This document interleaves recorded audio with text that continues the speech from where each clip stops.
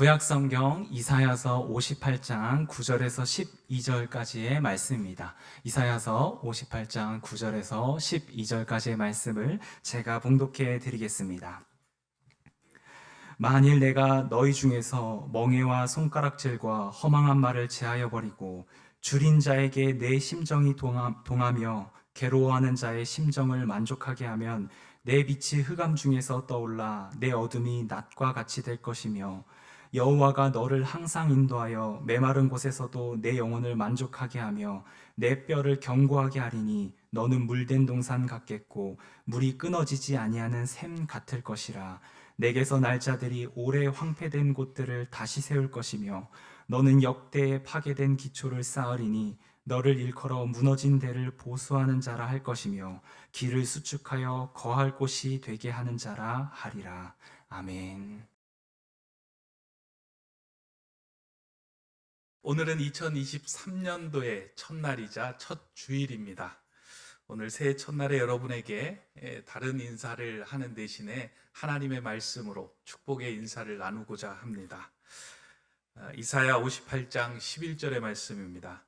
여호와가 너를 항상 인도하여 메마른 곳에서도 내 영혼을 만족하게 하며 내 뼈를 견고하게 하리니 너는 물된 동산 같겠고 물이 끊어지지 아니하는 샘 같을 것이니라. 아멘. 올 한 해 이 귀한 축복의 말씀이 여러분들의 삶과 가정과 산업 위에 그대로 넘치기를 간절히 소망합니다. 지난해 우리 교회의 표현은 샬롬, 누림과 나눔이었습니다.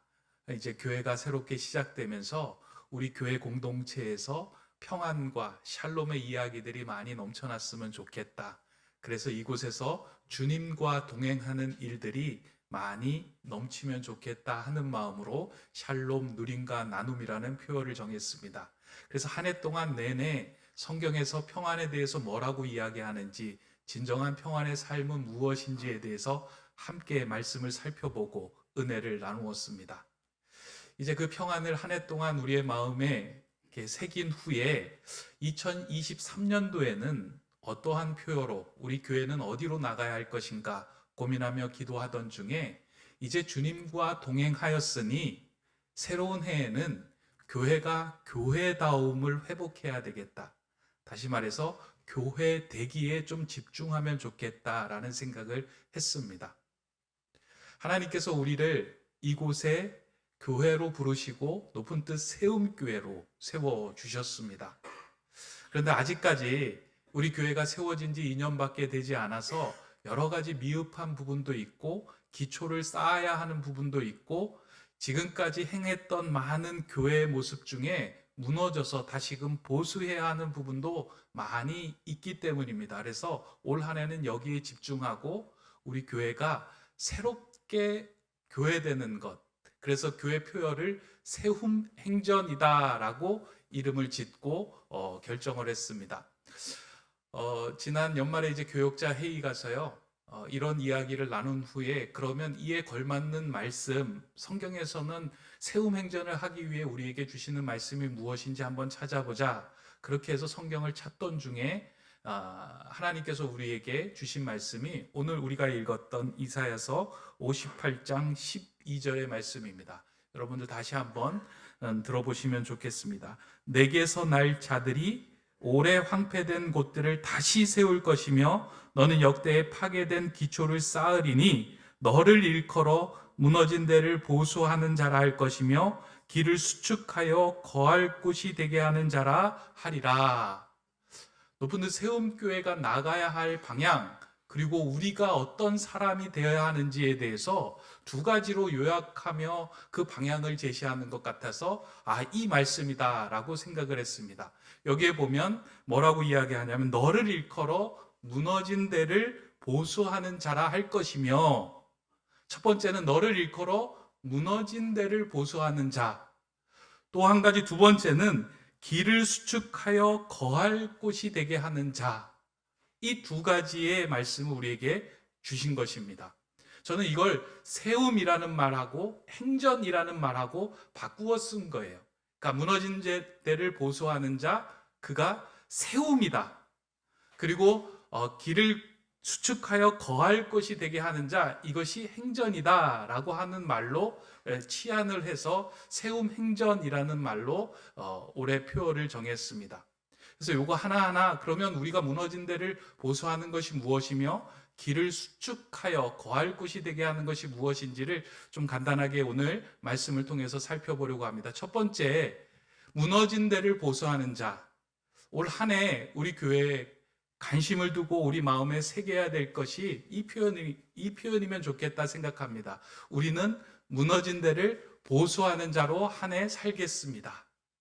오늘 본문에 보면 내게서 날 자들이 오래 황폐된 곳들을 다시 세울 것이다 라고 말씀합니다. 여기서 내게서 날 자라고 하는 말은요, 하나님을 믿고 신뢰하는 자들을 이야기합니다. 다시 말해서 교회로 하나님의 부르심을 입은 자들, 이런 광의의 의미가 있는 거예요. 다시 말하면 저와 여러분들이 하나님으로부터, 이 교회로부터 난 자다. 그 사람들이 해야 할 일이 무엇이냐? 우리의 삶 가운데, 교회 가운데 무너진 데를 보수하는 삶을 살아야 된다라고 말씀합니다. 여러분들 삶에서는 무너진 데가 있습니까? 여러분들 신앙생활에서 무너진 데가 혹시 있지는 않습니까? 여러분들은 안전하십니까? 저는 올 한 해 우리의 삶 속에서 무너지고 우리의 삶 속에서 보수한 데를 집중해서 그것을 하나하나 세워가면서 우리의 신앙도 교회도 온전하게 세워지면 좋겠다 하는 생각을 합니다. 하나님은 복음 안에서 세움을 받은 우리에게 무너진 것을 다시 세우고 기초를 세울 것이다 라고 확신하며 말씀합니다. 여기 이 말씀을 자세히 들여다보면요, 세워라가 아니라 너를 통하여 세울 것이며 보수할 것이며 수축할 것이며 라고 이야기를 합니다. 다시 말해서 하나님께 부르심을 입은 자들은 해도 되고 안 해도 되는 것이 아니라 무너진 데를 보수하는 자, 그 사람이 돼야 된다는 겁니다. 제가 살고 있는 고향집, 그러니까 지금은 이제 떠나왔지만 제가 살았던 고향집, 그리고 지금은 아버지가 사시는 고향집은 제가 태어나면서부터 살고 있던 곳입니다. 그러니까 이제 올해로 거의 50년 정도 된 집인데요. 한 집에서 50년 사는 것이 쉽지는 않은데 그 50년 사셨던 그 집임에도 불구하고 고향에 내려가면 아직도 그 집이 꽤 쓸만합니다. 그리고 개인적으로는 잘 가꾸어진 집이다라는 생각이 들 정도로 이렇게 고향에 내려가면 마음이 따뜻해집니다. 그 이유는 그 집이 비싼 집이어서 아니고 잘 지어진 집이어서 그런 것이 아니라 저희 아버지가 취미가 뭐냐면 집을 보수하고 고치는 게 취미예요. 그래서 해마다 부족한 곳이 있으면 그것을 고치고 보수하면서 더욱더 좋게 만들어가는 일을 행하십니다. 그래서 해마다 내려가면 조금씩 변해 있는 모습을 발견할 때가 있습니다. 그런데 저희 집하고 담장을 맞닿고 있는 옆집을 이렇게 제가 늘 볼 때마다요, 참 이 집은 이렇게 집에 신경을 쓰지 않는구나 하는 생각을 했습니다.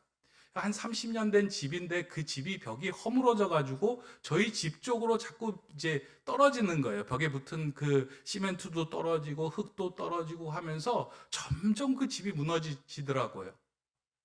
나중에는 그 집에 사람이 살지 못해서 결국 그 집을 비우고 사람이 이제 딴 데로 갔습니다. 최근에는 이제 개보수를 하기는 했는데요. 사람이 마음을 두고 작은 것에부터 관심을 두고 보수할 때는 그 집의 기능을 온전히 하지만 작은 것을 소홀하고 무시하며 그것을 보수하지 않을 때는 결국은 크게 그 집의 기능까지도 할 수 없는 상황까지 이르게 되는구나. 우리의 삶 속에서도 무너진 것, 그리고 작은 그 구멍들을 메꾸지 않으면 그것이 결국 큰 것으로 돌아와 우리의 삶이 무너지게 하는 일들이 종종 있습니다. 제가 말씀을 준비하던 중에 이제 인터넷에서 신문을 보는데요, 이에 아주 적합한 기사를 하나 읽었습니다. 지난 12월 20일에 공군 전투기가 한 대 추락한 사건이 있었습니다. 그래서 전투기의 사고 원인을 조사한 관계자가 밝힌 내용이 아주 흥미로운데요, 이 전투기의 사고 원인은 엔진을 돌리는 구동축을 고정하는 아주 작은 너트 하나가 빠져서 생긴 사건이다라고 이제 밝힌 거예요. 오래전에 정비사가 그 전투기를 정비하던 중에 손톱만한 너트 하나를 그곳에 넣어야 되는데 실수로 그걸 떨어뜨린 거예요. 그런데 그 실수로 하나 떨어뜨리고 난 다음에 그냥 뚜껑을 덮었는데 그 이후로 괜찮아 보이는 거예요. 비행기가 날기도 하고 엔진이 돌아가는 것을 보면서 아, 괜찮겠다라고 생각을 했는데 시간이 지난 후에 어떤 일이 벌어졌냐면 그 엔진에서 문제가 생겨갖고 엔진이 정지됨을 통해서 비행기가 추락한 거예요.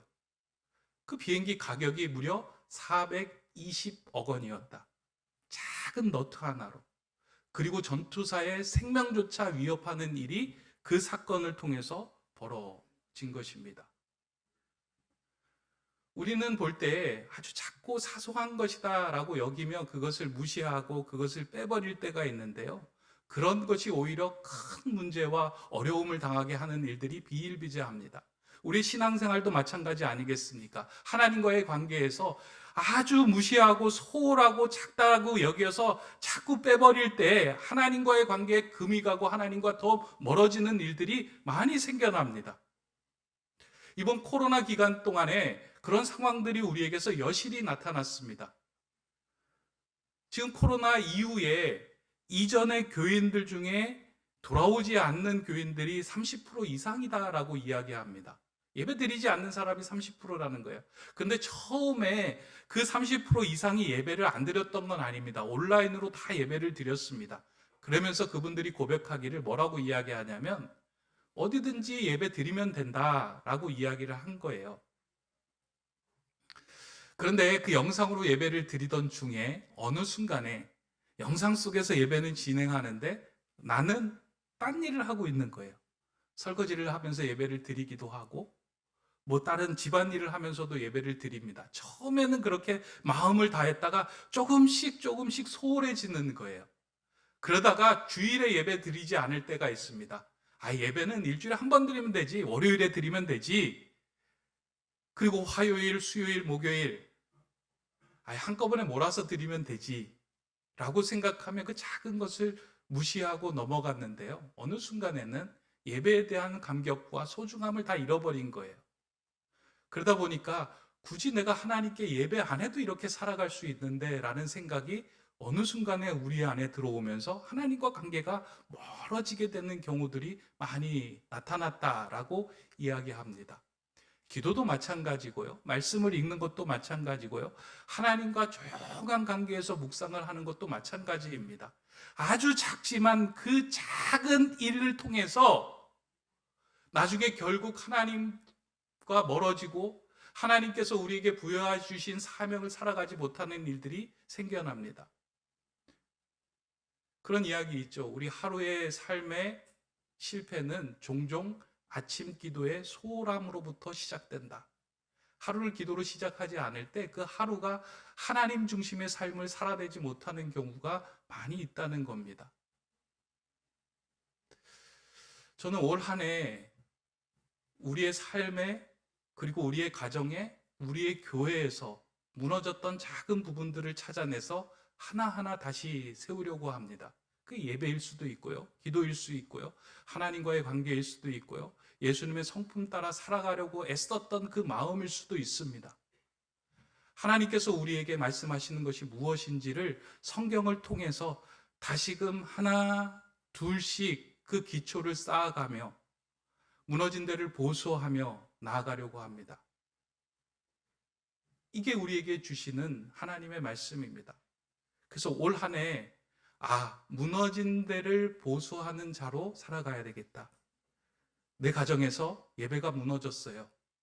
그러면 어떻게 이것을 보수할 것인가? 마음을 쏟고 그 일을 위해 최선을 다하는 겁니다.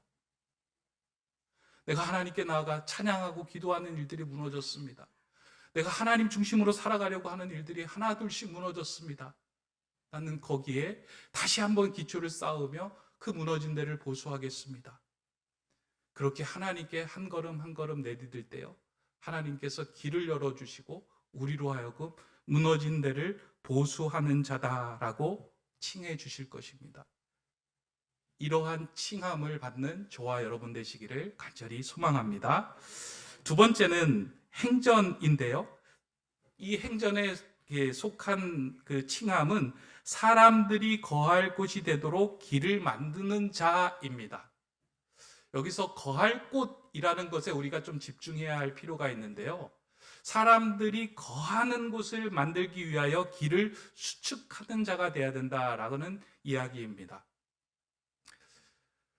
교회는 하나님이 거하는 공간인 동시에 사람들이 거할 만한 곳이 되어야 됩니다. 교회에 왔는데요, 사람들이 거할 만한 공간이 아닌 거예요. 따뜻한 환대도 없고 사랑도 없고 진정하고 감동적으로 드리는 예배도 없으면 누가 그 교회에 거하겠습니까? 그러나 그 교회에 따뜻함과 예배와 살아있는 생명, 꿈틀거리는 하나님을 향한 역동적인 일들이 넘쳐날 때요, 많은 사람들은 그 교회에 와서 새 힘을 얻고 위로를 얻고 평강을 얻고 새 사람으로 거듭나는 일들이 벌어진다는 겁니다. 하나님 우리에게 원하시는 것이 그 삶이에요. 길을 수축하여 거할 곳이 되게 하는 자. 이건 누가 만들어 가야 되는 것이 아니고요, 오늘 저와 여러분들이 만들어 가야 합니다. 여러분들이 열정적으로 하나님을 향하여 찬양하고, 한 사람이 들어올 때, 한 생명이 들어올 때 하나님께 내게 주신 사람이라고 생각하여 그 사람을 환대하는 마음으로 받을 때 교회는 따뜻한 환대의 공간이 되는 겁니다. 저는 교회를 다른 말로, 교회라는 공간을 다른 말로 표현할 때 환대의 공간이다라고 생각을 합니다. 교회는 먼저 하나님의 환대로 인해서 여기에 우리는 부름을 받은 거잖아요. 다들 그렇잖아요. 하나님의 환대를 통해서 우리가 이렇게 예배자로 세워졌어요. 그리고 신앙 선배들의 환대를 통해서 우리가 예배자로 세워진 거예요. 그렇다면 이 교회는 환대의 공간이 돼야 돼요. 누군가 성도 한 명이 들어올 때 따뜻하게 맞아주는 그 환대가 있어야 됩니다. 여러분들 오늘 예배 오면서요, 혹시 옆 사람을 따뜻한 시선과 따뜻한 얼굴로 환대하며 들어오셨습니까?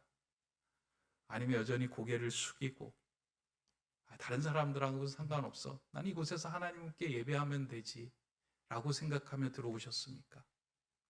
만약에 그냥 혼자 고개를 숙이고 이 예배 자리에 오셨다면 다음 주부터는 여러분들이 내 앞에 서 있는 사람을 하나님께서 오늘 내게 보내주신 사람이다 라고 따뜻하게 환대하며 그분을 맞이하시고 인사를 나누시고 눈을 맞춰주시기 바랍니다. 이 교회는요, 예배드리고 찬송하고 그냥 기도하는 공간만이 아니고요, 한 영혼을 그리스도의 사람으로, 하나님이 보내주신 사람으로, 내게 주신 사람으로 인정하며 그 사람을 환대하는 공간이 될 때 교회는 생명력 있는 공간이 됩니다. 세움행전에서 행자, 한문 행자를 여러분들은 갈행자라고 생각하실 터인데요, 갈행자가 아니라 행복할 행자로 정했습니다. 그래서 그 화면에 한번 보시면요, 행복할 행자, 여러분들 저게 행복할 행자입니다. 오랜만에 한자 보실 텐데 행복할 행자예요. 그런데 제가 옆에 한번 다른 그 한자를 한 번 더 써봤습니다. 저 옆에 있는 글자는 무슨 글자인지 아세요? 예, 신라면 할 때 신자잖아요. 이게 맵다 할 때 신자입니다. 근데 이 행자하고 신자하고 자세히 들여다보면 몇 끗 차이일까요? 한 끗 차이예요. 한 끗 차이가 이런 데서 나오는구나. 한 획을 그으면 행이 되고 한 획을 빼면 신이 되는 거예요. 이 신은 맵다라는 뜻도 있지만 괴롭다, 고생하다라는 뜻이 있어요. 그러면 무슨 한 끗을 더할 때 행복이 되고 무슨 한 끗을 빼면 괴로워질까? 하나님께서 세워주신 이 공간에 여러분들이 행복을 느낄 때가 언제예요?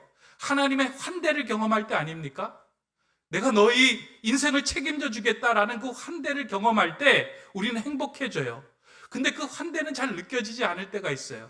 그런데 옆에 사람이 누군가가 나를 환대해 줄 때 내 마음이 괴로움에서 행복감으로 넘어갈 때가 있어요. 왜 그러냐면 우리는 하나님의 영을 가진 사람들이기 때문이에요. 그 영이 한 사람을 환대할 때 하나님의 마음이 전달됩니다. 그래서 괴로움에서 행복으로 넘어가는 거예요. 성경은 이러한 한대를 통해서 하나님의 뜻과 계획을 발견한 사람들이 참 많이 등장하고 나타남을 보여줍니다. 대표적인 인물이 아브라함 아니겠습니까? 어느 날 자신에게 찾아온 그 손님들을 정성껏 대접하고 환대함을 통해서 그 손님들이 하나님의 뜻과 계획을 아브라함에게 계시하고 알려줍니다. 그냥 보냈으면 못 알았을 터인데 그 손님들을 환대하는 그 사건을 통해서 그 손님으로부터 귀한 하나님의 마음과 뜻을 알게 되는 사건이 벌어진다는 거예요. 이게 무슨 의미입니까? 우리가 한 영혼을 환대할 때 그 영혼 가운데, 그 과정 가운데 하나님이 그 자리에 임하신다는 얘기예요. 교회는 그런 환대의 공간이 되어야 합니다.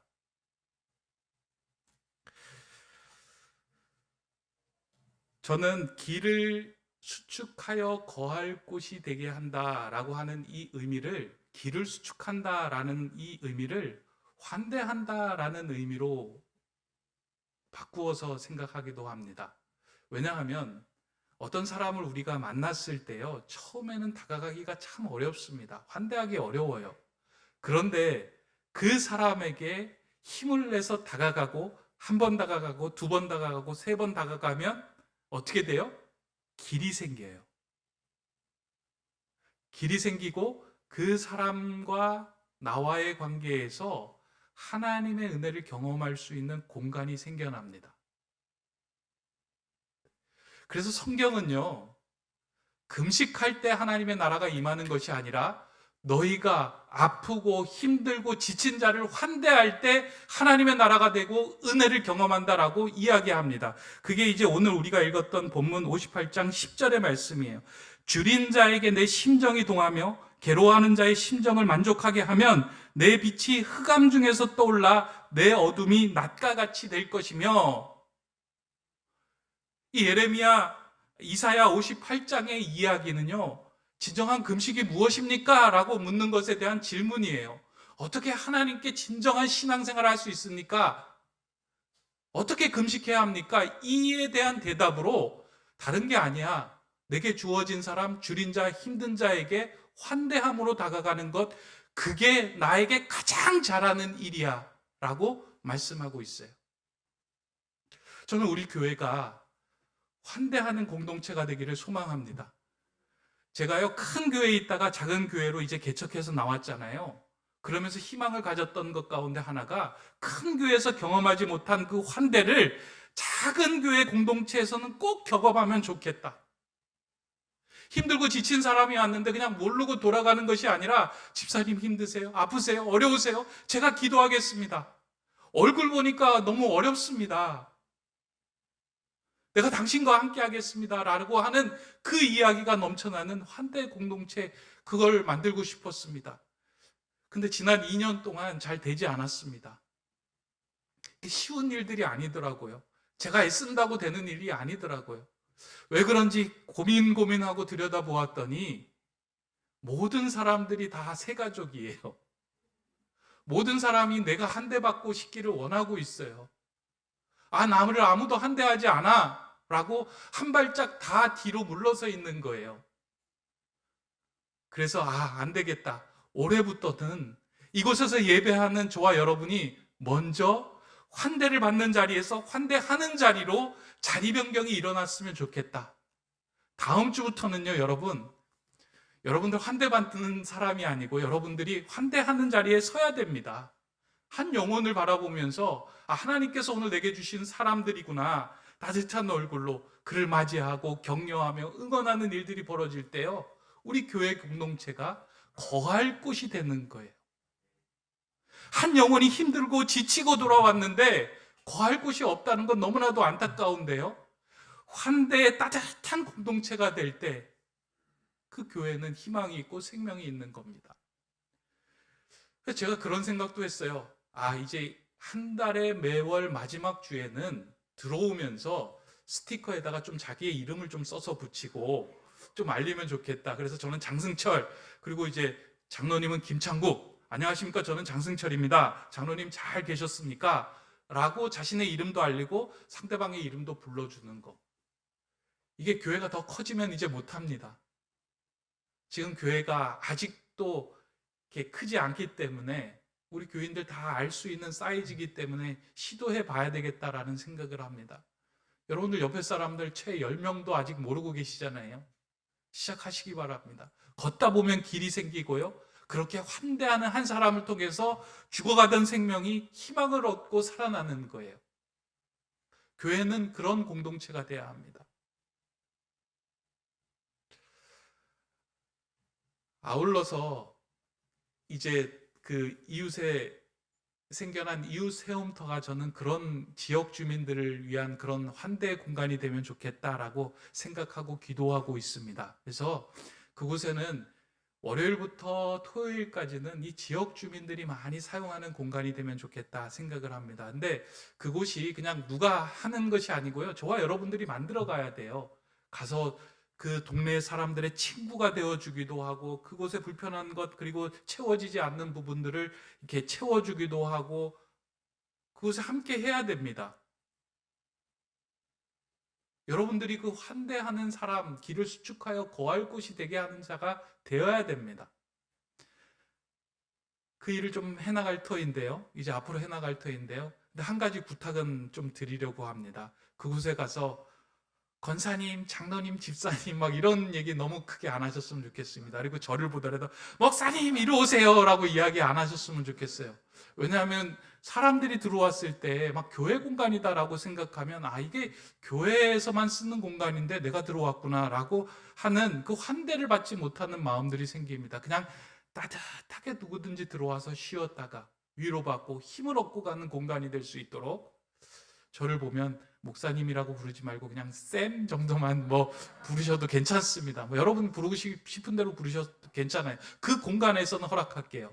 승철 씨라고 불러도 괜찮습니다. 그 공간 안에서만, 여기서는 그렇게 부르지 마시기 바랍니다. 그래서 이 지역 주민들이 좀 환대를 받을 수 있는 공간, 그 공간을 만들면 좋겠다. 그 공간이 길을 수축하여 거할 곳이 되게 하는 일입니다. 저는 올 한 해 여러분들이 이 두 가지 별명, 두 가지 칭호들이 여러분들 가슴 안에 딱 붙었으면 좋겠어요. 무너진 데를 보수하는 자다. 가정에서 무너진 데 많잖아요. 우리 인생에 무너진 곳 많잖아요. 하나님과의 관계 무너진 곳 많잖아요. 보수하고 다시 세워야 합니다.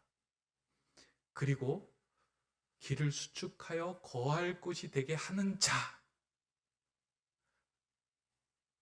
여러분이 서 있는 그 공간이 사람 살만한 곳으로 만들어가는 그런 사람, 그런 하나님의 칭함을 받는 자들이 저와 여러분이 되었으면 좋겠습니다. 2023년에는 이 세움 행전을 하나하나씩 써나가며 발걸음을 내디디려고 합니다. 그 세움 행전에 다 동참해 나가는 저와 여러분 되시기를 주님의 이름으로 축원합니다. 기도하겠습니다.